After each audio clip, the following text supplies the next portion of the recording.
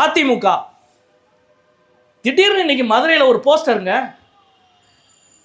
கீழடி நாயகனே அப்படின்னு போட்டு எடப்பாடி படம் போட்டு ஒரு போஸ்டர். கீழடி கண்டுபிடிப்புல அதிர்ச்சியின் உச்சமான கண்டுபிடிப்பு தான். 10 வருஷம் கழிச்சு எங்க இருந்து எந்திரிச்சு வந்தீங்க திடீர்னு?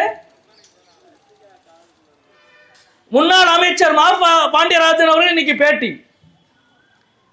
தெரியுமா 2018 கீழடிக்கு நிதி அகழாய்வுக்கு நிதி ஒதுக்கியது அதிமுக அரசு தான். ஆமா, அதிமுக அரசு தான்.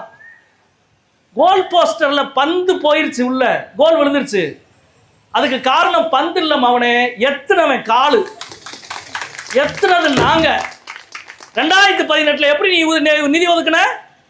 2017 ஆண்டு மே மாதம் 30ஆம் தேதி கீழடி எங்கள் தாய்மடி என்று சொல்லி சென்னையிலே மாபெரும் போராட்டத்தை நடத்தியவர்கள் தமிழ்நாடு முற்போக்கு எழுத்தாளர் சங்கமும் மார்க்சிஸ்ட் கம்யூனிஸ்ட் கட்சியும். 2017 ஆகஸ்டில் துவங்கி டிசம்பர் வரை தமிழ்நாடு முழுவதும் கீழடியை பேசுபொருளாக்கினோம். பந்தை எத்த வேண்டிய இடத்தில் எத்தினோம், கோல் விழுந்தது. வேறு வழி இல்லாமல் அதிமுக நிதி ஒதுக்கியது.